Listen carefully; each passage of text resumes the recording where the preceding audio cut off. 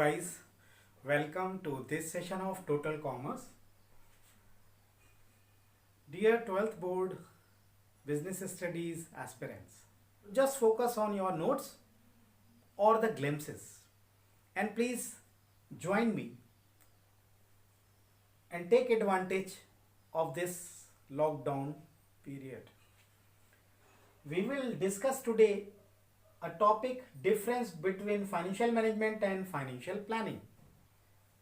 देखने में आपको लग रहा होगा कि this is only a difference of 3 marks, ये केवल 3 मार्क्स का क्वेश्चन होगा आपके लिए, लेकिन इससे मैं कैसे क्वेश्चन बनते हैं ये ट्रिक आपको समझाने जा रहा हूं। लास्ट वीडियो में मैंने आपको डिस्कस किया था financial management separately and financial planning दोनों सेपरेटली डिस्कस किए थे। इस लेक्चर में मैं आपसे डिस्कस करने वाला हूं कि अगर आपको ये डिफरेंस क्लियर हैं, ये 3 पॉइंट्स, तो कैसे आप अपना राइट अप कर सकते हैं, whether it is financial planning और the financial management is asked in the question. First we will discuss the financial planning. अगर बात करें हम फाइनेंशियल प्लानिंग की तो हम कह सकते हैं it refers the estimation of capital required. Capital require का एस्टिमेशन ये बताता है प्लानिंग। प्लानिंग मीन्स कि डिसाइडिंग इन एडवांस। तो हम अभी डिसाइड करेंगे कि how much capital is required, that means capitalisation पूछ रहा है यहां आपसे कि कितना कैपिटलाइजेशन चाहिए होगा।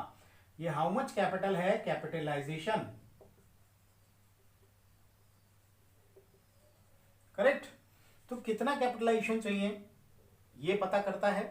दूसरा सेकेंड लिखेंगे आप deciding the source of finance.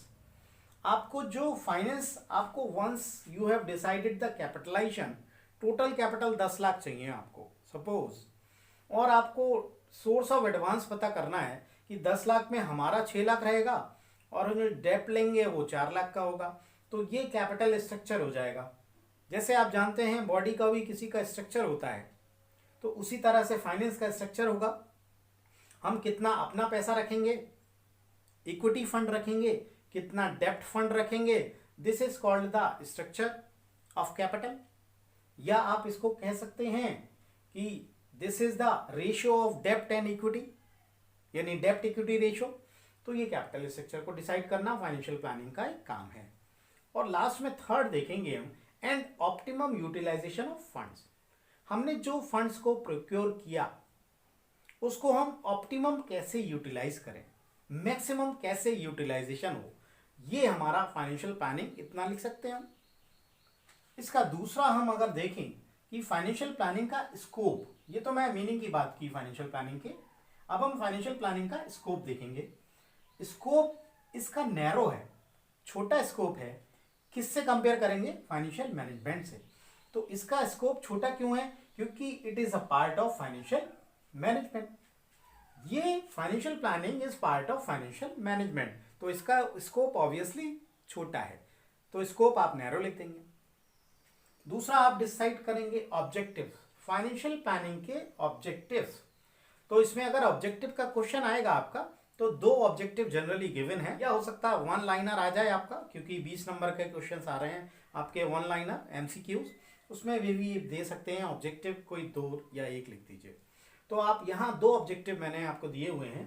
First objective of financial planning is to ensure availability of funds, यानी आपको जब जितने फंड्स की रिक्वायरमेंट हो आपको इजीली अवेलेबल हो जाए, शॉर्टेज ना हो, एक्सेस भी ना हो। दूसरा है to see that the firm does not raise the funds unnecessarily. आप इतना फंड भी ना लेके बैठ जाएं जो आपके बिजनेस में नेसेसरी नहीं है, यानी आइडल फंड्स हो जाएंगे, ब्लॉकेज ऑफ फंड्स हो जाएगा, वो फंड आप बिजनेस में यूज नहीं कर पा रहे, तो ऐसे फंड का आपको फायदा नहीं होगा। तो आपको ये भी देखना है फाइनेंशियल प्लानिंग में कि आप जो फंड्स रेज कर रहे हो अवेलेबल हैं, लेकिन वो आइडल ना हो, वो अननेसेसरली आप अपने ऊपर भार ना बढ़ा लें उसका। तो ये हमारा फाइनेंशियल प्लानिंग का पूरा एक टॉपिक क्लियर हो जाएगा इस डिफरेंस से। हमने 3 चीजें डिस्कस की। What is the meaning of financial planning, the scope of financial planning, it is narrower than the financial management obviously, and the objectives, there are 2 objectives. अब हम डिस्कस करेंगे फाइनेंशियल मैनेजमेंट का अगर लिखना है तो कैसे लिखेंगे। इसको हम लिखेंगे it refers to efficient acquisition, यानी आप जो फंड्स को लोगे उसको एफिशिएंटली लो, कम कॉस्ट में लो और उतना ही लो जितना रिक्वायर्ड है। तो एफिशिएंट एक्विजिशन होगा इसमें। यूटिलाइजेशन होगा, इसमें यूटिलाइजेशन किस टाइप से हो सकता है कि इसमें आपका लॉन्ग टर्म भी होगा, शॉर्ट टर्म भी होगा।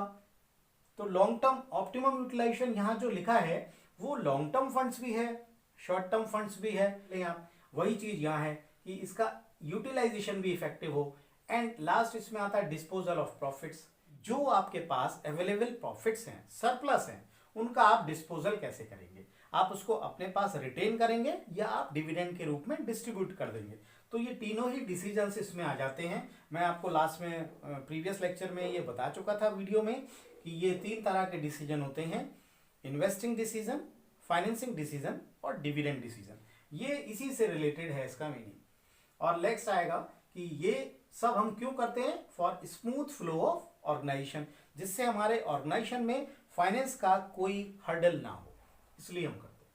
दूसरा है इसका स्कोप, मैंने अभी बताया था फाइनेंशियल मैनेजमेंट का स्कोप वाइडर है when we compare it with the financial planning. तो it includes the financial planning, simple, it includes the financial planning, that is why it is wider in scope. Last point है इसका objective. देखिए financial planning के 2 objectives थे।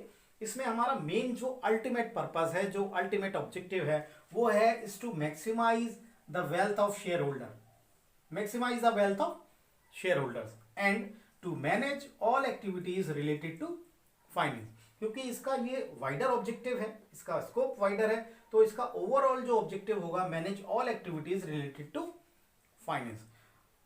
तो मैं समझता हूं ये पॉइंट आपको क्लियर होगा और इस तरह से आप अपने जो एक डिफरेंस का था वो राइट अप करने में यूज कर सकते हो। आपका फाइनेंशियल मैनेजमेंट आ जाए, फाइनेंशियल प्लानिंग आ जाए, आप उसको इस तरह से राइट अप कर दोगे।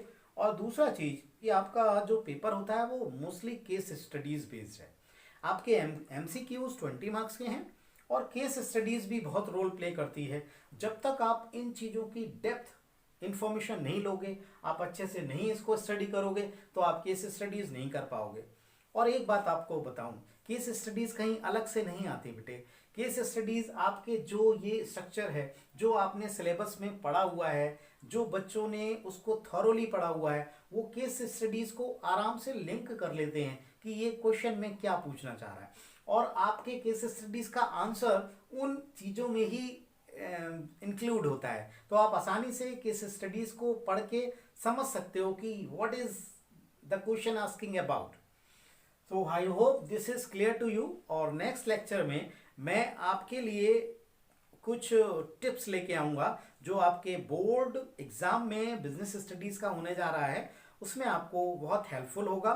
तो आप वो वीडियो जरूर देखिएगा। With in 1 or 2 days I will be with the video, or please don't forget to share and subscribe this if you have liked the video.